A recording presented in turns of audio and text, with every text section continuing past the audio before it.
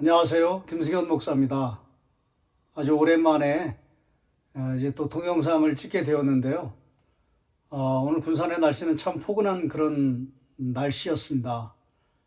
날씨가 포근한 것처럼 오늘 여러분과 함께 나눌 말씀도 굉장히 가슴 따뜻하고 그리고 포근한 구약에 나오는 이제 마지막 치유의 이야기를 여러분과 함께 나누기를 원하는데요. 먼저 엘리사의 이야기를 여러분과 함께 나누겠습니다. 엘리사 선생님이 수많은 그런 기적들을 행하고 그 다음에 이제 하늘로 올라가는 그런 장면이 열왕기하 2장에 나오는데요.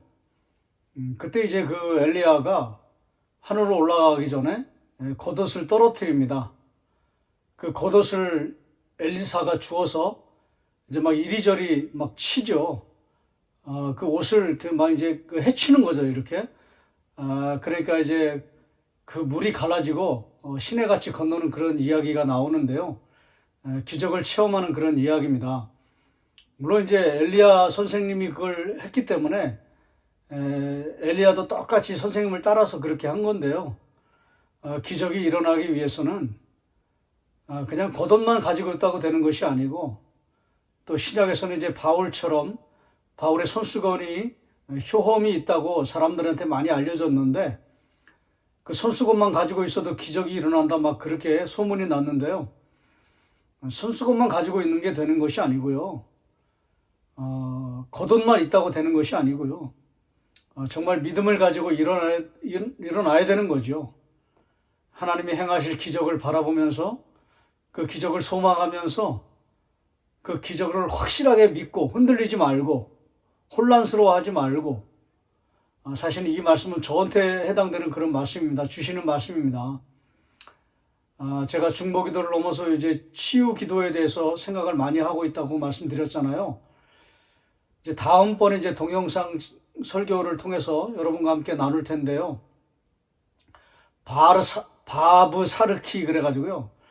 바울이 이제 혼란스러운 시간을 보내는 그것을 바브 사르키라고 그렇게 말하거든요.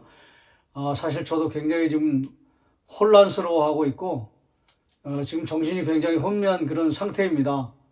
뭐가 정리가 잘 안 돼 있고, 좀 믿음이 흔들리기도 하고, 이렇게 막 영적으로 혼미한 그런 상태이기도 한데요. 어쨌든, 겉옷을 가지고 있다고 되는 게 아니라, 정말 하나님께서 기적을 행하실 것을 분명하게 믿고, 확실하게 믿고, 그 반석과 같은 그런 믿음 위에 서서 겉옷을 막 이리저리 휘저어야 되는 거죠. 실제로 그런 행동을 해야 되는 거죠. 믿음을 가지고. 그럴 때 기적이 일어난 것처럼 오늘 이제 열왕기하 4장에도 그 목회자라고 해야 될까요? 아니면 선지자라고 해야 될까요? 목회자라고 사역자라고 하는 게 좋을 것 같습니다. 그 엘리사 사역자가 이제 어린아이가 죽었는데요. 그 어린아이를 살리는 그런 기적의 이야기가 나오거든요. 죽은 아이를 살리는 그런 기적의 이야기가 나오는데요. 참 재밌는 건 뭐냐면 굉장히 그 친밀한 그런 관계 형성이 먼저 있었다는 것을 열왕기하 4장은 굉장히 강조하고 있습니다. 물론 목사 후보생 생도의 그 아내가 굉장히 가난하거든요. 목회자들이 굉장히 가난한 것처럼 개척교회 목회하시는 분들이 굉장히 어렵고 그 고난과 또 가난 속에서 참 힘겨운 그런 믿음의 삶을 살아가고 계시는데요. 목사 후보생 그 아내도 마찬가지입니다. 굉장히 그런 아주 곤고와 가난 속에서 그렇게 살아가고 있을 때 엘리사가 이제 그를 도와서 그 경제적인 부분을 이제 해결해 주는 그런 이야기가 나오잖아요. 그것을 이제 그 재정의 기적 그렇게 보면서 특별히 신비주의 운동을 하시는 분들은 왕의 재정 그래가지고 우리 믿는 사람들도 이렇게 풍요 속에서 살아야 된다. 거부가 되어야 된다. 부자가 되어야 된다. 그런 왕의 재정의 은사를 신비로운 은사를 받고 살아야 된다. 근데 저는 그게 쉽게 동의가 되지 않습니다. 그러나 정말 예수 믿는 사람들은요. 그러면 초대교회에 그 예수 신실하게 믿는 분들은 카타콤에서 그렇게 고난을 당하고 또 핍박을 당하고 가난하게 살았는데 그런 분들은 그럼 정말 하나님의 은혜를 입지 못한 것인가? 이렇게 질문하면 또 그렇진 않거든요. 가난 속에서도 믿음 잃지 않고 신앙 잃지 않고 정말 신실하게 살아가는 분들이 있거든요. 그러니까 꼭 부자로 사는 것이 축복이다 그렇게 볼 수는 없는 거죠. 가난도 하나님의 축복이고요. 고난도 때로는 하나님의 축복입니다. 하나님의 강 같은 은혜가 넘치는 은혜가 또 그 속에서 흐를 수 있거든요. 또 복음은 또 차별이 없습니다. 가난한 사람이든 부한 사람이든 그 사람이 얼마나 신실한 믿음 가운데 살아가느냐 그게 더 중요하거든요. 열왕기하 4장에도 그 가난한 목사 후보생 아내의 이야기도 나오지만 그 다음의 이야기는 수넴 여인. 그 여인은 경제적으로 굉장히 좀 안락하고 또 풍요롭고 또 부자 그런 생활을 했던 것 같습니다. 왜냐하면 이 엘리사를 극진히 대접하거든요. 근데 그 대접하는 것도 그냥 한 번 하고 마는 것이 아니라 일시적인 게 아니에요. 아주 여러 차례 해마다 그렇게 대접을 합니다. 그렇게 보살핍니다. 그리고 이제 사환도 있는 것도 보고 또 추수 때에 이런 것들도 보면 굉장히 부유한 삶을 살았거든요. 근데 문제가 있습니다. 자녀가 없는 거예요. 아이가 없는 거예요. 근데 엘리사가 이제 뭐 1년 뒤에는 아기가 생길 것이다. 근데 잘 믿지는 못하죠. 나는 이제 뭐 안 됩니다. 가능성이 없습니다. 이제 사라와 같이 그렇게 하는 거죠. 근데 놀랍게도 진짜 아이를 갖습니다. 근데 갖자마자 그 아이가 이제 병이 들어서 머리 아파요. 아빠 머리 아파. 아버지 만나러 가서 아빠 머리 아파 그러더니 이제 죽었어요. 그랬는데 이제 지팡이 주면서 이제 아이를 살리는 그런 엘리사의 이야기가 나오거든요. 지팡이 아무 소리 말고 지팡이만 가져가라. 이제 사환한테 그렇게 부탁을 하고 이제 거기 찾아가가지고 그다음에 뭐 눈도 맞추고 또 뭐 이렇게 손도 맞추고 이마도 맞추고 막 이렇게 하면서 이제 점차로 이렇게 아이가 온기가 회복되면서 그 일곱 번 재채기 하고 살아나는 그런 이야기가 나옵니다. 그러니까 이게 치유의 이야기죠. 근데 죽은 자를 살리는 참 놀라운 기적과 같은 그런 기적을 이제 경험하게 되는 것인데요. 여기서는 그 뭐랄까요, 환자의 부모와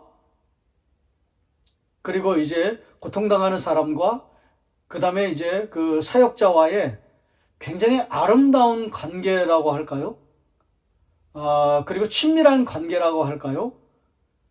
굉장히 이렇게 정이 넘치고 막 이 섬김이 넘치는 그런 관계가 있었기 때문에 그런 기적이 일어난다. 이제 이걸 보여주는 거예요. 그러니까 기적보다도 기적 자체에 초점을 맞추는 것보다는 굉장히 사역자와 그 다음에 평신도의 아름다운 관계에 초점이 맞춰져 있습니다. 때로는 막 사랑하고 섬기고 보살피고 도와주고 그리고 봉사하고 헌신하는 그런 아름다운 그 열매가 때로는 기적을 만들어낸다. 그런 아주 독특한 주제를 다루고 있고요. 그리고 이제 구약에 나오는 이제 마지막 치유의 이야기는 여러분이 너무나 잘 아시는 열왕기하 20장에 나오는 그 히스기야 왕 이야기. 병이 들었는데 15년 이제 생명이 연장되는. 근데 어떤 사람들은 또 그렇게 말하더라고요. 어차피 살려놔도 뭐 인생 유한하기 때문에 어차피 또 죽을 건데, 병들어 죽을 건데 뭐하러 살리냐, 그럴 필요가 없다. 또 이렇게 얘기합니다. 어차피 죽을 건데. 그러다가 뭐 죄 지으면은 뭐 더 살려놓은 의미가 없지 않느냐. 실제로 히스기야 왕은 또 죄를 짓거든요. 엄청난 죄를 짓거든요. 또 하나님 앞에 개혁도 하고 갱신도 하고 신실하게 살아가기도 하지만, 믿음의 삶을 살아내기도 하지만 때로는 그 죄를 범죄하는 그런 이야기가 나오거든요. 뭐 거 봐라, 이렇게 죄 지을 거 뭐하러 살려놨냐. 살려놓지 않아도 된다. 또 이렇게 얘기하는 분들이 있어요. 그럼에도 불구하고 이제 히스기야를 살려내시는 그런 놀라운 구약의 마지막 치유의 이야기가 나오거든요. 생명을 연장시키시는. 근데 그걸 보면은 이제 이런 걸 우리가 알 수 있는 거예요. 어차피 죄를 짓고, 어차피 믿음에서 떨어지고, 또 실수하고, 실패할 지언정. 하나님은 그거를 보시는 것이 아니라 지금 내 마음이 슬프고, 지금 내 마음이 혼란스럽고, 병 때문에 내가 지금 너무나 고통 가운데 있습니다. 벽을 향하여 그랬잖아요. 낮에 벽을 향하여 그랬거든요. 벽을 향하는 그런 마음을 하나님께서 기쁘게 여기시는 거죠. 사실 히스기야의 기도의 가장 중요한 그 고침받은 이유는 벽을 향하여입니다. 오직 하나님만을 바라보는 거죠. 전심으로 하나님을 의지하고 하나님께만 매달리면서 기도하는 거죠. 다른 아무것도 생각하지 않는 것이죠. 오직 살려달라고, 이 병을 고쳐달라고 벽을 향하여 벽만 바라보면서 하나님만 바라보는 거죠. 아까 제가 엘리사 이야기 잠깐 했지만은 그 겉옷을 치는 것도 벽을 향하여 하고 똑같은 거예요. 제가 먼저 본 동영상에서 깊은 데로 가라고 그랬잖아요. 똑같은 것입니다. 깊은 데로 가는 마음, 그 중심, 깊은 데로 가는 중심, 깊은 심령의 상태까지 가는 거. 이제 그게 벽을 향하여거든요. 겉옷을 치는 마음도 똑같은 거죠. 그런 마음을 하나님께서 기뻐하시는 거죠. 하나님께서 그것을 어여삐 여기시는 거예요. 나의 사랑, 나의 어여쁜 자여 그랬는데요. 어여삐 여기시는 거예요. 하나님께서 그걸 기뻐하시는 거예요. 그래서 기적을 베풀어 주시는 것입니다.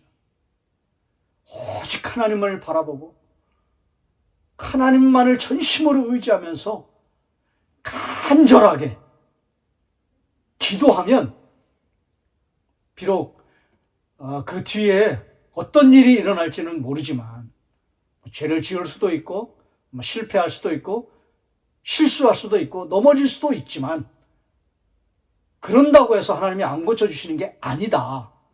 이거를 강력하게 보여주는 것입니다. 지금 내 마음이 어떠냐? 지금 내 중심이 어디에 가 있느냐? 네가 정말 깊은 데로 갈 수 있는 마음이 있느냐? 벽을 향하는 마음이 있느냐? 겉옷을 치는 그런 중심이 있느냐? 하나님이 그거를 보시는 것입니다.